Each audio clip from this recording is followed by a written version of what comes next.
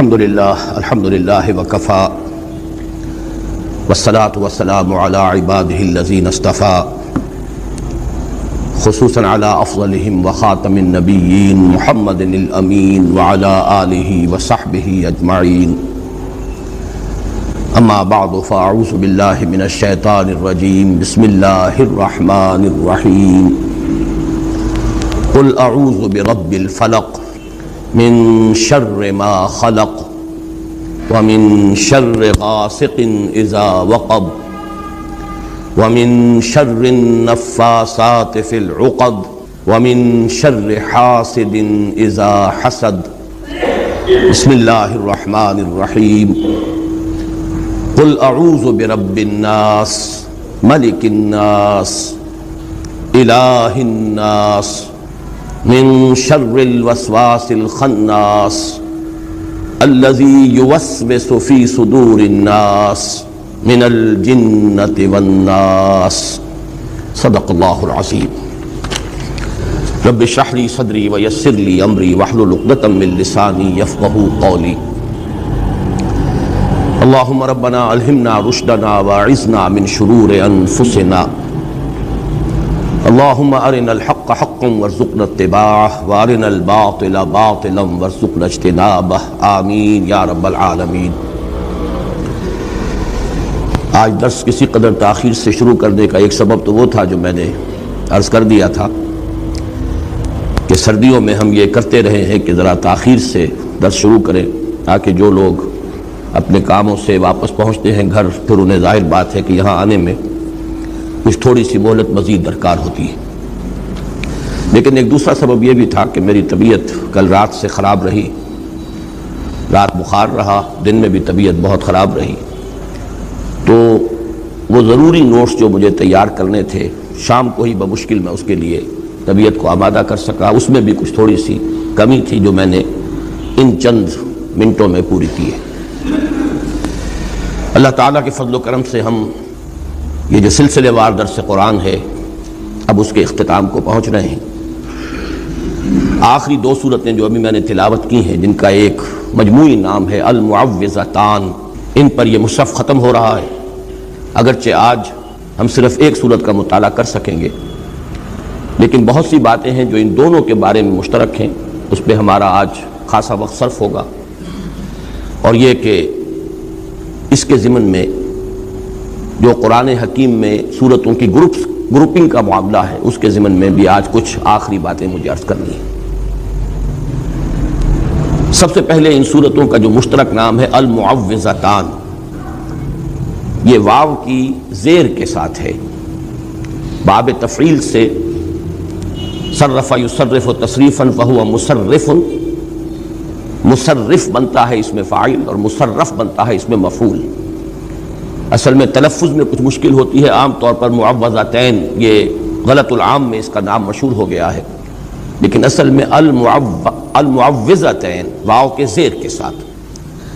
اور اس میں بھی ذرا میں چاہتا ہوں کہ اس لفظ کی وضاحت قدر تفصیل سے ہو جائے. یہ جو مادہ ہے اس سے ثلاثی مجرد میں بھی عاذ یعوذ، اس کے معنی ہے پناہ طلب کرنا، پناہ مانگنا. اسی سے وہ لفظ بنا ہے کہ جو ہم میں سے ہر شخص کو معلوم ہے، اعوذ باللہ من الشیطان الرجیم. تو عاذ یعوذ پناہ طلب کرنا. اس کے بعد باب افعال، یہ جو ثلاثی مزید فی کے جو ابواب ہیں ان میں سے 4 ابواب میں اس کا مصدر مستعمل ہے. اعاذ یعیذ اعاذتن باب افعال ہے. یہ ہے کسی کو کسی کی پناہ میں دینا. ایک ہے خود اپنے لیے پناہ طلب کرنا، ایک ہے کسی کو کسی کی پناہ میں دینا، کسی کی حفاظت میں دینا، کسی کی سپردگی میں، حوالگی میں، اس امید کے ساتھ کہ وہ اس کی حفاظت کر سکتا ہے. چنانچہ یہ لفظ استعمال ہوا ہے سورہ آل عمران میں. حضرت مریم کی والدہ نے جب ولادت ہوئی ہے حضرت مریم کی تو اس کے بعد جو دعا کی ہے ان میں یہ الفاظ بھی ہیں وَإِنِّي أُعِيذُهَا بِكَ وَذُرِّيَّتَهَا مِنَ الشَّيْطَانِ الرَّجِيمِ.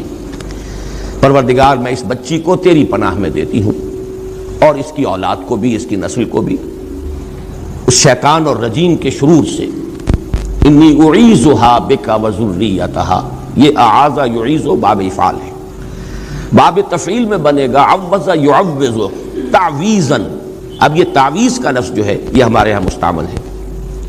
تعویز کوئی ایسی شے جو پناہ دے، پناہ میں دے دے، اسی سے لفظ بنا ہے المعوذتان. اسی باب تفعیل سے یہ اس میں فاعل معوذ، پناہ میں دینے والا. اس معنی میں ان معوذتان کا ترجمہ ہوگا وہ دو صورتیں جو پناہ میں دیتی ہیں. بعض لوگوں نے اس کا ترجمہ کر دیا ہے پناہ طلب کرنے والی صورتیں. غالباً انہوں نے اس پر غور نہیں کیا. اصل میں یہ چونکہ باب تفعیل سے تعویز کسی کی پناہ میں دینا، جیسے باب افعال میں بھی مصدر آئے گا تو پناہ میں دینا، اسی طرح تعویز پناہ میں دینے والی شے. اور یہیں سے ہے یہ معوذتان کہ یہ وہ دو صورتیں ہیں کہ جو پناہ میں دیتی ہیں. باقی باب تفاعل سے تعوذ، تعوذ کا لفظ بھی ہمارے ہاں بہت مستعمل ہے. انہوں نے تعوذ کے بعد یہ فرمایا، یعنی بسم اللہ جب ہم پڑھتے ہیں اعوذ باللہ من الشیطان الرجیم تو اس کے لیے لفظ تعوذ مستعمل ہے. تعوذ میں بھی اپنے لیے پناہ طلب کرنا ہے. اور چوتھا جو باب ہے ثلاثی مزید فی کا استفعال، تو اس سے بھی یہ لفظ بنا ہے استعاذہ. فاستعذ باللہ اذا قرأت القرآن فاستعذ باللہ من الشیطان الرجیم. جب تم قرآن کی قرأت کرو اور قرآن پڑھو تو پناہ طلب کر لو پہلے اللہ کی، پناہ میں آ جاؤ اللہ کی. تو گویا کہ اعاذہ اور تعویذ ان دونوں کا مفہوم ہے کسی کو کسی کی پناہ میں دینا. اعاذہ یعوذ اور تعوذ اور استعاذہ باب استفعال سے ان تینوں کا مطلب ہے خود پناہ طلب کرنا. اب دوسری بات ان صورتوں کے بارے میں یہ نوٹ کیجئے کہ قرآن حکیم کی اکثر صورتیں جو جوڑوں کی شکل میں ہیں اس کی نمایاں ترین مثال یہ ہے، اس لیے ان کا نام بھی ایک ہے المعوذتان المعوذتین. اگرچہ جو سورہ فاتحہ کے فوراً بعد دو صورتیں آتی ہیں آغاز مصحف میں، سورہ بقرہ، سورہ آل عمران، اس کے لیے حضور صلی اللہ علیہ وسلم کے قول مبارک میں ایک لفظ موجود ہے الزہراوین، دو انتہائی تابناک اور روشن صورتیں. لیکن یہ لفظ عام معروف نہیں ہے، مشہور نہیں ہے، لیکن ان کا جو نام ہے یہ تو بالکل واضح طور پر گویا کہ ان کے اسم علم کی حیثیت سے یہ مشترک نام ہے المعوذتان، دو صورتیں جو انسان کو پناہ میں دیتی ہیں. ان میں جو نسبت زوجیت ہے بہت نمایاں ہے. یہ میں اپنے اس درس کے دوران خاص طور پر آخری دور میں بار بار اس کو واضح کرتا رہا ہوں کہ نسبت زوجیت کیا ہے. دو چیزوں کا یا دو حیوانات کا ایک دوسرے سے بہت مشابہ بھی ہونا اور بعض اعتبارات سے مختلف ہونا، لیکن یہ اختلاف بھی کسی ایک مقصد کو پورا کرتا ہے. کسی ایک خاص مقصد کے لیے دونوں میں ایسی ہم آہنگی ہے کہ جس سے وہ مقصد پورا کرنے میں دونوں مل جل کر اس کام کو پایہ تکمیل تک پہنچاتے ہیں. تو اس اعتبار سے مشابہت میں، پھر یہ کہ کسی اعتبار سے آپ کو کمپلیمنٹری جسے کہا جاتا ہے انگریزی میں، دو چیزیں مل کر کسی بات کی تکمیل کر رہی ہیں. اور ان میں عام طور پر ایک اور نسبت بھی، ریسیپروکل نسبت بھی نظر آتی ہے. ایک چیز ایک جوڑے کے جو دو فرد ہیں ان میں سے ایک فرد کے اندر زیادہ نمایاں ہوگی، دوسری میں وہ دب جائے گی. دوسرا پہلو پہلی میں زیادہ نمایاں ہوگا یا دوسری میں نمایاں ہوگا، پہلی میں کم ہوگا. یہ تینوں چیزیں ان دونوں صورتوں میں موجود ہیں.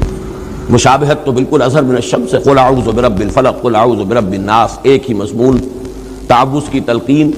لیکن اب اس میں دیکھیے کمپلیمنٹری، دونوں چیزیں مل کر ایک مضمون کی تکمیل کر رہی ہیں. کچھ شر ایسے ہیں جو انسان پر خارج سے حملہ آور ہوتے ہیں. کوئی حاسد حسد کر رہا ہے، کوئی اور جاندار ہے جو اسے کوئی نقصان پہنچا رہا ہے، کہیں کسی نے کوئی جادو کیا ہے، ٹونا کیا ہے، کسی اور طرح کا عمل کیا ہے اس کے خلاف. یہ ہے جو خارج سے کسی اور کے ذریعے سے اور خارج سے انسان پر اثر انداز ہوتے ہیں. وہ شرور، چار شر جمع کر لیے گئے سورۃ الفلق میں. اور ایک شر وہ ہے جو خود انسان کے اپنے باطن میں سے ہو کر اثر انداز ہوتا ہے، یہ شیطان کا وسوسہ. اس کے لیے اصل مواد انسان کے اپنے اندر موجود ہے. اس کا اپنا نفس امارہ، اس کے اپنے جو اینیمل انسٹنکٹس ہیں، اس کی اپنی شہوتیں ہیں، اس کی اپنی خواہشات ہیں، وہ اصل میں تو وہ بارود اندر موجود ہے. شیطان کا وسوسہ صرف اس کو چنگاری دکھاتا ہے، صرف اس کو ابھارتا ہے، اس کے اندر ایک اشتعال پیدا کرتا ہے. تو یہ ایک شر جو ہے یہ سورۃ الناس میں آ گیا. پھر ریسیپروکل نسبت دیکھیے سورہ فلق میں. اب یہ دو الفاظ نوٹ کیجئے، مستعاذ بہی اور مستعاذ منہ. جیسے قسموں کا معاملہ جب بھی آیا ہے زیر بحث تو دو الفاظ ہم استعمال کرتے رہے، مقسم بہی، مقسم علیہ۔ ہر قسم کے ساتھ دو چیزیں واضح ہوں گی، کس شے سے قسم کھائی، کس شے کی قسم کھائی، اور کس مضمون پر قسم کھائی۔ جس شے کی قسم کھائی، جس شے کے ذریعے قسم کھائی، وہ ہے مقسم بہی، اور جس بات پر قسم کھائی ہے، کوئی وعدہ ہے یا کوئی قول ہے، کوئی بیان ہے، اس پر قسم کھائی جا رہی ہے، وہ مقسم علیہ۔ اسی طرح کے دو الفاظ یہاں نوٹ کر لیجئے، مستعاذ منہ اور مستعاذ بہی۔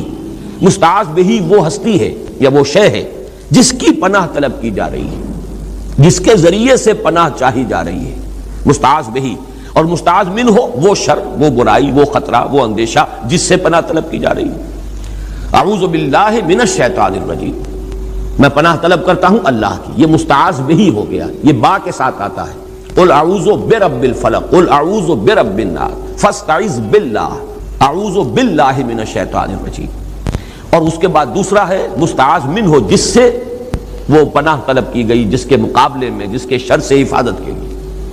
ان دونوں اب الفاظ کو ذہن میں رکھیے۔ پہلی صورت میں آپ دیکھ رہے ہیں کہ مستعاذ بہی صرف ایک آیت ہے، قل اعوذ برب الناس۔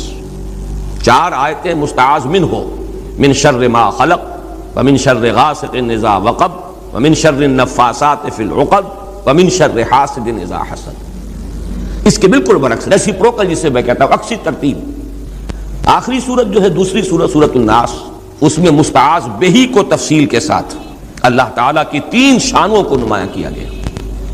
قل اعوذ برب الناس، ملک الناس، الہ الناس۔ اور مستعاذ منہ ایک ہی ہے، اگرچہ اس کی وضاحت میں 2 آیتیں اور بھی ہیں، لیکن مستعاذ منہ یہاں ایک ہی ہے، من شر الوسواس الخناس الذی یوسوس فی صدور الناس من الجنۃ والناس۔ یہ تو اسی کی وضاحت ہے، اسی کی توضیح ہے۔ تو پہلی صورت میں مستعاذ بہی مختصر صرف ایک آیت پر مشتمل، اور مستعاذ منہ 4 شرور، 4 آیات میں سے ہر ایک میں ایک کا ذکر ہے۔ دوسری صورت میں عکسی ترتیب مستعاذ بہی مفصل ہو گیا ہے، اور اللہ تعالیٰ کی یہاں پر 3 نسبتیں واضح کی گئیں، رب الناس، ملک الناس، الہ الناس۔ اور مستعاذ منہ صرف ایک شے ہے، من شر الوسواس الخناس۔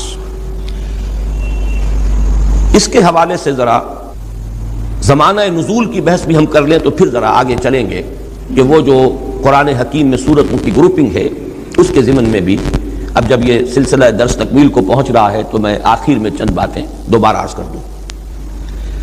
زمانہ نزول کے اعتبار سے تقریباً اجماع ہے مفسرین کا اس پر کہ یہ دونوں صورتیں مدنی ہیں، اور یہ کہ دونوں بیک وقت نازل ہوئی، بلکہ یہ دونوں کا بیک وقت نازل ہونا خاص طور پر یہ ابھی جو میں نسبت زوجیت کے حوالے سے عرض کر رہا تھا اس پہلو سے بھی اہم بات ہے۔ ایک ہی وقت میں صورتیں نازل ہو رہی ہیں، انہیں ایک صورت میں بھی جمع کیا جا سکتا تھا، لیکن یہ کہ جوڑا بنانا یہ گویا کہ کچھ ایسا اصول ہے قرآن مجید کے اندر۔ استثناءات تو ہوتی ہیں، ایکسیپشنز پروو دی رول، استثناءات ہیں، بعض صورتیں، لیکن معدود چند وہ منفرد مزاج کی ہیں، ان کا کوئی جوڑا نہیں ہے۔ لیکن یہ کہ اکثر و بیشتر صورتیں سوائے معدود چند کے تمام صورتیں جوڑوں کی شکل میں، یہ چیز جو ہے اور نمایاں ہو کر آتی ہے کہ اس کو تعوذ کے مضمون کو، یہ جو تلقین کی گئی ہے پناہ طلب کیا کرو اللہ کی، تو یہ گویا کہ ایک صورت ہی کا مضمون ہو سکتا تھا، لیکن جوڑے کی شکل دی گئی تاکہ یہ حقیقت اور واضح ہو جائے۔ اس کے باوجود کہ ایک ہی وقت میں نازل ہو رہی ہیں، اس پر اجماع ہے تقریباً، پھر بھی ان کو 2 صورتیں بنا کر ایک نہایت حسین جوڑے کی شکل دے دی گئی ہے۔ تو اگرچہ اس پر اجماع ہے کہ یہ دونوں صورتیں مدنی ہیں، اور مدنی دور کے بھی تقریباً آخر میں نازل ہوئی، یوں سمجھیے کہ سن 6 یا 7 کا زمانہ ہے جبکہ یہ صورتیں نازل ہوئی۔ لیکن یہ کہ سلف میں بھی ایک قول موجود ہے، قول ضعیف ہے لیکن موجود ہے، بعض حضرات کی رائے، بلکہ حضرت ابن عباس رضی اللہ تعالیٰ عنہما سے تو دونوں آراء منقول ہیں۔ ایک راوی کہتے ہیں کہ ان کے نزدیک یہ مکی صورتیں ہیں، اور ایک راوی کہتے ہیں کہ ان کے نزدیک یہ مدنی صورتیں ہیں۔ یہ دونوں اقوال جو ہیں وہ تو اپنے آپ کو کینسل کر دیتے ہیں، لیکن یہ کہ بعض دوسرے حضرات کی رائے بھی ہے کہ یہ مکی ہی۔ اور ہمارے مفسرین میں سے خاص طور پر اس دور کے ان میں سے مولانا مودودی نے اس رائے کو اختیار کیا ہے، اگرچہ یہ بات جو ہے اور یہ رائے بالکل شاذ ہے، لیکن مولانا مودودی نے اختیار کیا ہے، اور کچھ اس کے لیے شواہد اور دلائل بھی دیے ہیں۔ چنانچہ ان کی ایک دلیل تو یہ ہے کہ جیسے یہ واقعہ مشہور ہے، اس کی طرف میں بعد میں تفصیلاً عرض کروں گا اس کے بارے میں، کہ کہ حضور صلی اللہ علیہ وسلم پر سحر کیا گیا اور اس کا آپ پر اثر ہوا، اور اسی کے ازالے کے لیے یہ دو صورتیں اللہ نے نازل فرمائی۔ یہ گویا کہ ان صورتوں کے شان نزول کی روایات ہیں۔ لیکن مولانا مودودی نے یہ کہا ہے کہ اسی طرح سے قرآن حکیم سے یہ ثابت ہے کہ بالکل ابتدائی دور میں، جو مکی دور ہے، بالکل اس کا ابتدائی زمانہ، سورہ نون کے آخر میں جو مذکور ہے کہ یہ کوشش کی گئی تھی کہ کچھ ایسے لوگوں کے ذریعے سے کہ جن کی قوت ارادی ان کی نگاہوں میں بہت مرتکز ہو جاتی ہے، یہ عملیات میں ایک خاص معاملہ یہ بھی ہوا کرتا تھا، اور اب بھی شاید کچھ لوگ یہ پریکٹس کرتے ہیں کہ اگر باقاعدہ ریاضت کر کے اپنی نگاہوں میں ایک خاص قسم کی تاثیر پیدا کر لی جائے، بلکہ مولانا امین حسن اصلاحی صاحب نے اس کا تذکرہ کیا تھا ایک مرتبہ جب زمانہ طالب علمی میں نے 2 تربیت گاہیں منعقد کی تھیں، اور اس میں درس قرآن مولانا اصلاحی صاحب نے دیا تھا کہ آج کل بھی بعض لوگ یہ کرتے ہیں کہ رات کے پچھلے پہر اٹھ کر نہا دھو کر سفید براق کپڑے پہن کر پھر بیٹھتے ہیں اور کسی بالکل سفید کاغذ پر ایک چھوٹا سا نقطہ لگاتے ہیں اور پھر نگاہوں کو اس پر جمانے اور مرتکز کرنے کی مشق کرتے ہیں۔ کتنی دیر تک پلک جھپکے بغیر آپ اس نقطے کو دیکھ سکتے ہیں۔ اگر یہ مشق کی جائے، یہ ایکسرسائز کی جائے، یہ ریاضت کی جائے تو آنکھوں میں ایک ایسی چمک پیدا ہو جاتی ہے کہ اگر گھور کر کسی کو دیکھا جائے تو اس کی قوت ارادی کو آپ مزمحل کر سکتے ہیں، وہ ایک دم دبا ہوا محسوس کرے گا اور آپ کا غلبہ اس کے اوپر ہو جائے گا نفسیاتی اعتبار سے۔ اسی طریقے کا کوئی عمل تھا جو نبی اکرم صلی اللہ علیہ وسلم پر بھی آزمایا گیا تھا۔ لَيَزْلَقُونَكَ یہ آیا ہے سورہ نون کے آخر میں، بِأَبْصَارِهِمْ لَمَّا سَمِعُوا الذِّكْرَ، یہ لوگ چاہتے ہیں کہ اپنی نگاہوں کے ذریعے سے آپ کو پھسلا دیں، آپ کے قدم ڈگمگا دیں، آپ کی قوت ارادی کو کچل دیں۔ لما سمعوا الذکر ویقولون انہ لمجنون، جس وقت کہ سورہ نون کے آغاز میں بھی آیا ہے تذکرہ کہ حضور کو کہا گیا کہ آپ کو جنون کا کوئی عارضہ ہو گیا ہے یا آپ پر کوئی آسیب آ گیا ہے، اور آخری آیت بھی جو ہے وہ آخری حصے میں پھر اسی کا یاد آیا، وَإِنَّهُمْ لَيُزْلِقُونَكَ بِأَبْصَارِهِمْ لَمَّا سَمِعُوا الذِّكْرَ وَيَقُولُونَ إِنَّهُ لَمَجْنُونٌ۔ تو گویا کہ اس کے ازالے کے لیے مولانا مودودی کی رائے ہے کہ شاید یہ صورت نازل کی گئی ہو۔ اسی طریقے سے قرآن حکیم میں حضرت موسیٰ علیہ السلام کا ایک قول بھی آیا ہے، بلکہ 2 جگہ پر آیا ہے، یہ سورہ مومن میں بھی، سورہ دخان میں بھی، کہ جب آخری دور میں آ کر فرعون جو تھا ان کے زمانے کا، اس نے یہ فیصلہ کیا کہ اب انہیں قتل کر دیا جائے، اب یہ بات حد سے بڑھتی جا رہی ہے، ہاتھ سے نکلتی جا رہی ہے، اب موسیٰ کو قتل کر دیا جائے۔ تو جب اس کا چرچا ہوا ہے تو حضرت موسیٰ علیہ السلام کے الفاظ قرآن مجید میں آئے ہیں، چنانچہ یہ کہ انی عصت بربی وربکم من کل متکبر لا یؤمنون بیوم الحساب، لا یؤمن بیوم الحساب، یہ سورہ مومن میں ہے۔ وانی عصت بربی وربکم ان ترجمون، میں اللہ کی پناہ میں آتا ہوں جو میرا بھی رب ہے تمہارا بھی رب ہے، اس سے کہ تم مجھے سنسار کر سکو، اور میں اللہ کی پناہ طلب کرتا ہوں جو تمہارا بھی رب ہے اور میرا بھی رب ہے، ہر اس متکبر کے شر سے بچنے کے لیے، اس کے مقابلے میں جو یوم حساب پر ایمان نہیں رکھتا۔ تو اس سے بھی ایک مناسبت پیدا کی ہے کہ ہو سکتا ہے کہ جس زمانے میں مکے میں نبی اکرم صلی اللہ علیہ وسلم کے قتل کا فیصلہ ہو رہا تھا، یہ سن 1090 میں ہوا ہے ابو طالب کے انتقال کے بعد، تو ہو سکتا ہے کہ اس مناسبت کے ساتھ جیسے حضرت موسیٰ علیہ السلام نے اس وقت تعوذ کیا، اللہ کی پناہ میں آئے، انی عصت بربی وربکم، میں پناہ طلب کرتا ہوں، پناہ میں آتا ہوں اپنے رب کے اور تمہارے رب کے، اسی طریقے سے شاید اسی زمانے میں یہ صورتیں بھی نازل ہوئی ہوں، اور یہ بھی گویا کہ نبی اکرم صلی اللہ علیہ وسلم کو تلقین ہو کہ ان کے تمام شرور اور مخالفتوں اور ان کے جو قتل کے مشورے ہیں اور قتل کے فیصلے ہیں آپ کے، اس کے مقابلے میں یہ ہم ہتھیار آپ کو دے رہے ہیں، آپ ان کلمات التامات کے ذریعے سے اللہ سے تعوذ کیجئے، اللہ کی پناہ میں آ جائیے۔ یہ مولانا مودودی کا خیال ہے، لیکن مجھے بھی اس سے اتفاق نہیں، اور جیسا کہ میں نے عرض کیا ہے اور ابھی میں تفصیل سے عرض کروں گا کہ بڑی واضح روایات موجود ہیں، بہت پختہ روایات سند کے اعتبار سے، جن سے یہ ثابت ہوتا ہے کہ یہ دونوں صورتیں مدنی ہے، اور مدنی بھی دور جو ہے مدینے کا آخری،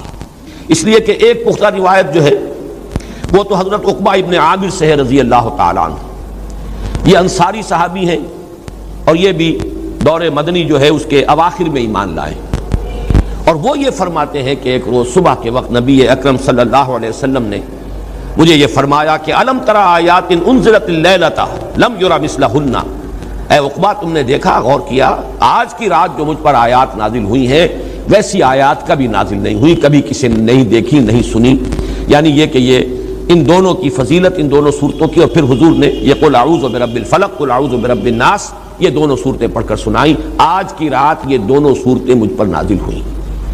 یہ روایت مسند احمد میں بھی ہے، صحیح مسلم میں بھی ہے، اس کے علاوہ جو اور دوسرے درجے کے جو مجموعے ہیں احادیث کے، ترمذی، نسائی، اس میں بھی یہ روایت موجود ہے۔ تو سند کے اعتبار سے یہ بڑی پختہ روایت ہے، اور اس میں حضرت عقبہ ابن عامر راوی ہیں، اور وہ انصاری ہیں۔ مدینے میں تو مکے میں تو ظاہر بات ہے کہ ابھی وہ ایمان لائے ہی نہیں تھے اور مکے کے آدمی نہیں تھے، اور ان کا ایمان ہے بھی مدنی دور کے اواخر کا۔ تو اس سے یہ ثابت ہوتا ہے کہ یہ دونوں صورتیں مدنی ہیں اور مدنی دور کے بھی اواخر میں نازل ہوئی ہیں۔ دوسرا جو اس پر تقریباً ایک تواتر کے ساتھ جو ہمیں روایت ملتی ہے کہ یہ حضور صلی اللہ علیہ وسلم پر جب سحر ہوا ہے اس وقت یہ صورتیں نازل ہوئی ہیں، اور حضرت جبرائیل علیہ السلام نے یہ تلقین فرمائی کہ ان آیات کے ذریعے سے آپ اس سحر کے اثر کو زائل کریں، چونکہ ان میں ایک آیت موجود بھی ہے وَمِن شَرِّ النَّفَّاثَاتِ فِي الْعُقَدِ، تو اس کے حوالے سے اس میں ایک ربط بھی قائم ہوتا ہے۔ اور یہ روایات جہاں تک تو حضور پر سحر کے ہونے کا تعلق ہے وہ تو بڑی پختہ روایات سے ثابت ہے، یہاں تک کہ اس کے بارے میں یہ کہا گیا تواتر سے ثابت ہے کہ سحر کیا گیا اور اس کے اثرات کچھ ہوئے۔ تفاصیل میں پھر جو دوسرے درجے کی احادیث ہیں سند کے اعتبار سے اس میں بڑی تفصیلات بھی آئی ہیں، وہ جو صحیحین کی روایات ہیں ان میں وہ تفاصیل موجود نہیں ہیں، لیکن یہ کہ اصولی طور پر یہ بات ثابت ہے کہ حضور پر جادو ہوا اور جادو کا کچھ اثر بھی آپ پر ظاہر ہوا، اور اس کے ازالے کے لیے یہ صورتیں نازل کی گئیں۔ اس پہلو سے بھی یہ ثابت ہو جاتا ہے، اس لیے کہ جادو کا جو قصہ ہے نبی اکرم صلی اللہ علیہ وسلم پر وہ میں آپ کے سامنے اس وقت اجمالاً بیان کر دیتا ہوں، یہ ہماری تفسیروں میں بڑی تفصیل کے ساتھ موجود ہے، بلکہ مولانا مودودی نے تو تمام روایات کو جمع کر کے اس کا ایک پورا مربوط جو ہے تسلسل کے ساتھ پورا ایک واقعہ مرتب کر کے اپنی کتاب میں تفہیم میں درج کر دیا ہے۔ یہ واقعہ ہے صلح حدیبیہ کے بعد کا۔ صلح حدیبیہ کے بعد جیسا کہ آپ کو معلوم ہے کہ نبی اکرم صلی اللہ علیہ وسلم چونکہ مشرکین عرب کی طرف سے فارغ ہو گئے اور یکسو ہو کر اب آپ نے یہود خیبر میں جو آباد تھے اور جو لوگ یہاں سے گئے تھے مدینے سے وہ بھی وہیں جا کر آباد ہو گئے تھے، اور وہ اسلام کی مخالفت کا ایک بہت بڑا مرکز بن گیا۔ تو صلح حدیبیہ کے بعد آپ نے ادھر کا رخ کیا، یہ تو تاریخاً ثابت ہے، اور اس کے بعد خیبر فتح ہوا۔ لیکن معلوم ہوتا ہے کہ یہود کو، خیبر کے یہود کو پہلے سے اندازہ ہو گیا تھا کہ اب یہ رخ ہماری طرف ہوگا، اب یکسو ہو گئے محمد صلی اللہ علیہ وسلم، تو اپنی پوری طاقت کے ساتھ وہ ہمارے اوپر حملہ آور ہو سکتے ہیں۔ تو انہوں نے گویا کہ پیش بندی کے طور پر یہ کوشش کی کہ ان کا ایک وفد آیا مدینے میں، اور یہ لبید ابن عاصم ایک شخص تھا بنی زریق کا، جو انصار ہی کا ایک قبیلہ ہے بنی زریق، ان میں ایک شخص لبید ابن عاصم منافق تھا، یا یہ کہ کم سے کم یہودیوں کا حلیف تھا۔ انہوں نے آ کر یہود کے وفد نے ان سے کہا کہ ہم نے تو اپنا سا زور لگا لیا محمد کی مخالفت اور ان کا راستہ روکنے کے لیے صلی اللہ علیہ وسلم، ہم ناکام ہو چکے، اب تم کوئی آخری کوشش کرو، تم بہت بڑے جادوگر ہو، بہت ہی ماہر ساحر ہو، تو تم کوئی کوشش کرو اور سحر کرو محمد پر صلی اللہ علیہ وسلم۔ اور 3 اشرفیاں پیش کی، اشرفی اس زمانے میں ایک بڑی شے کہ یہ ہدیہ بھی حاضر ہے، اب تم کوئی زور لگاؤ۔ اس نے پھر خدمات حاصل کی ایک یہودی لڑکے کی جو حضور کے ہاں اس وقت بطور خادم کام کرتا تھا، اس نے کہیں سے حضور کی کنگھی کے 2-3 دندانے جو ہیں وہ توڑے، اور اس میں آپ کے منہ مبارک بھی تھے، جیسے کنگھی کے اندر آپ کو معلوم ہے بال جو ہیں وہ کہیں اڑ جایا کرتے ہیں آخر میں، تو وہ لے کر اس کے پاس گیا، اس پر اس نے جادو کیا۔ اس کا میں بعد میں عرض کروں گا کہ یہ جادو کا یہ معاملہ جو ہے اس حوالے سے کہ یہ کیا ضرورت ہے کہ بال ہوں اور اس کے حوالے سے جادو کیا جائے، اس کی بھی آج کے اعتبار سے بعض حضرات شاید سمجھتے ہوں کہ یہ بالکل بے تکی باتیں ہیں، لیکن اب جہاں تک سائنس پہنچ چکی ہے ان تمام باتوں کی توجیہ اب بالکل سمجھ میں آنے والی ہے، اس لیے کہ یہ کسی شخص کا اس کے جسم کا ایک حصہ، بال بھی انسان کے جسم میں سے اگ رہے ہیں، اس میں بھی جو سیلز ہیں ان میں جینز ہیں، اور ہر شخص کے کچھ جینز ہیں جس کے حوالے سے اس کی شخصیت کا تشخص ہے، اس کی انفرادیت ہے، ان جینز کے حوالے سے ان کے واسطے سے اس شخص کے ساتھ ربط قائم کرنا، جو بھی قوتیں ہیں یا وہ جنات کے ذریعے سے، ارواح خبیثہ جنہیں ہم کہیں گے ان کے ذریعے سے، یا کوئی اور شکلیں ہو سکتی ہیں، ریڈیشن مختلف قسم کے، آج تو سائنس جو ہے جہاں تک پہنچ چکی ہے وہ ریڈیشنز کی کتنی قسمیں ہیں اور کہاں کہاں سے وہ ریڈیشنز پہنچتی ہیں اور کیسے کیسے اثر انداز ہوتی ہیں، یہاں تک کہ بالکل ابتدائی دور جو ہے عہد اول جسے بگ بینگ کہا جاتا ہے آج کل، اس وقت کی ریڈیشنز بھی آج تک آپ خلا کے اندر جو ہے وہ تلاش کرتے ہیں، وہ مل جاتی ہیں۔ اس پہلو سے ان چیزوں کے ذریعے سے، لیکن یہ کہ شخص معین تک اس بات کو پہنچانے کے لیے غالباً اس کے وجود کا کوئی حصہ، اور ظاہر بات ہے کہ ہر شخص کے بال اس کے وجود کا ایک جز ہے، اسی میں سے وہ برآمد ہوئے، بہرحال اس پر وہ جادو کیا گیا، اور وہ کوئی تانت یا کوئی شے تھی جس میں گرہیں لگائی گئیں، 11 گرہیں اس میں تھیں، پتلا سا بنایا گیا اور پتلے میں پھر وہ سوئیاں چبوئی گئیں، اور پھر ایک کنویں میں زروان یا زو اروان یا زی اروان اس کنویں کا نام تھا، وہاں جا کر کسی پتھر کے نیچے، اس کے تہ میں پتھر کے نیچے وہ دبا دیا گیا، اس کے اثرات حضور پر ظاہر ہوئے۔ یہ ہے وہ کہ واقعہ، اور اس کے بعد اس میں تفصیل سے کہ کتنا عرصہ ہوا، کیا کیا اثرات ظاہر ہوئے۔ ایک بات جو ہے تیقن کے ساتھ ثابت ہے کہ حضور کی کچھ کیفیت ایسی ہو گئی تھی جیسے جسم کچھ جکڑا سا گیا ہو، بند سا گیا ہو، ایک نشاط کی کیفیت ہوتی ہے، طبیعت کھلی ہوئی، اور ایک جیسے کہ طبیعت کے اندر کچھ بندش سی ہے، اور کچھ ایسی کیفیت کہ کوئی کام آپ نے نہیں کیا ہوتا تھا لیکن آپ نے سمجھ لیا کہ میں یہ کام کر چکا ہوں، اس طرح کا کچھ نسیان کی کیفیت بھی آپ پر کچھ عرصے کے لیے طاری رہی۔ اس حیثیت میں، اس حالت میں آپ نے کسی سے تذکرہ تو نہیں کیا اور نہ ہی اس کا کچھ چرچا ہوا، لیکن آپ جیسے کوئی اندر ہی اندر سے گھلتے سے جا رہے تھے اس جادو کے زیر اثر۔ اس کے بعد ایک رات ایسا ہوا، اب یہ حضور نے خواب میں دیکھا، یا جسے ما بین النوم والیقظہ کہا جائے گا، خواب اور بیداری کی درمیانی کیفیت، نیند اور بیداری کے درمیان کا معاملہ۔ اس میں آپ نے یہ دیکھا کہ 2 انسان آئے، 2 فرشتے انسانی شکل میں، ایک آپ کے سرانے بیٹھ گیا، ایک پائیں بیٹھ گیا، اور ان کا مکالمہ ہوا۔ اس مکالمے کے ذریعے سے گویا کہ اللہ تعالیٰ نے حضور پر یہ ساری حقیقت بیان کر دی۔ انہیں کیا ہوا ہے، یہ بیمار ہیں، بیماری کیا ہے، ان پر جادو کیا گیا ہے، جادو کس نے کیا ہے، نبی عاصم نے کیا، کس شے میں کیا ہے، وہ ساری تفصیل، کہاں ہے وہ، وہاں دبا ہوا ہے۔ یہ حضور صلی اللہ علیہ وسلم کو جب یہ چیز بتا دی گئی تو اگلے دن پھر آپ نے صبح حضرت عائشہ سے بھی بتایا کہ یہ واقعہ اس طرح مجھے ہوا، اور میری جو تکلیف تھی اس کا مجھے اللہ تعالیٰ کی طرف سے علاج بتا دیا گیا۔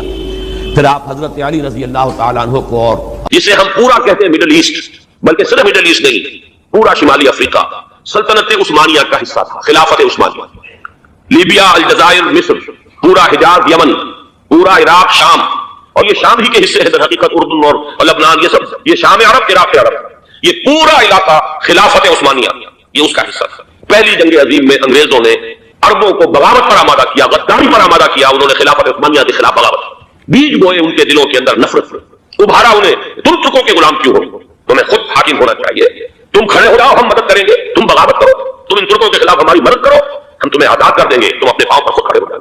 یہ بہت ہی ہمارے لیے دردناک المیہ ہے پہلی جنگ عظیم کا۔ کرنل لارنس جیسا شخص